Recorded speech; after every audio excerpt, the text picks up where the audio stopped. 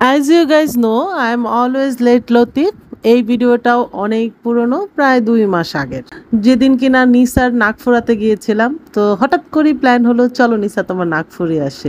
নিসা কিন্তু গত 2 বছর ধরে বলছে, আমি রাজি হচ্ছিলাম না। যাই হোক, সেদিন হুট করেই ডিসাইড হলো যে ওর নাকটা ফুরিয়ে দেব। তো নাকটা ফোরানোর মোমেন্টটা দেখতেই পাচ্ছেন। তবে নাক ফোরানোর পরে সে যে কি খুশি, মাশাআল্লাহ। আর তাকে মানিয়েছো ভালো। তো ভাবলাম যে নাক যেহেতু ফুরিয়েছি, মেয়েটাকে গিয়ে একটু মিষ্টি মুখ করাই। তো চলে গেলাম ব্লিস বাইটে। জামতলার যে ব্লিস বাইটের শোরুমটা, এটা খুব সুন্দর, ওয়েল ডেকোরেটেড। তো প্রথমে পুরো স্টোরটা একটু ভিডিও করেছি, তারপরে আমরা বসে পড়েছি যার যার পছন্দ মতো মিষ্টি নিয়ে। তো মিষ্টি নিয়ে বসে পড়েছি ঠিকই, নিসা আর আমি প্ল্যান করেছি আসো আমরা আজকে সেলফি ক্যামেরাতে ভিডিও করব। তো সেলফি ক্যামেরাতে ভিডিও করতে গিয়ে নিসা তো খুব সুন্দর তার মিষ্টির নামটা বলতে পেরেছিল। আমারটা যখন আমাকে বলেছে তোমার মিষ্টির নাম কি, আমি মনে পড়ছিল না, তাই আমি এবার একটু উকি দিয়ে ওদের যেখান থেকে মিষ্টির যে কাউন্টারটা, ওখানে দেখছিলাম কি নাম।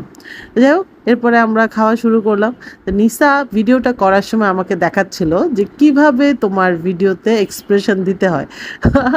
বলতে পারেন যে আমার টিউশন চলছিল।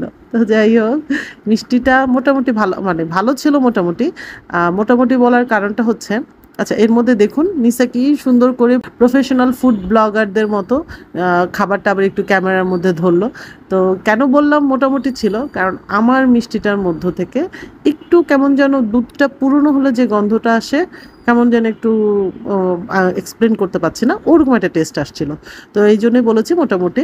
তো আমি আবার একটু নিসাকে খাইয়ে দেখালাম যে দেখো কেমন আমার মিষ্টিটা। তো এই তো এরপরে মিষ্টি খেয়ে আমরা শহীদ মিনারে একটু চা খেলাম।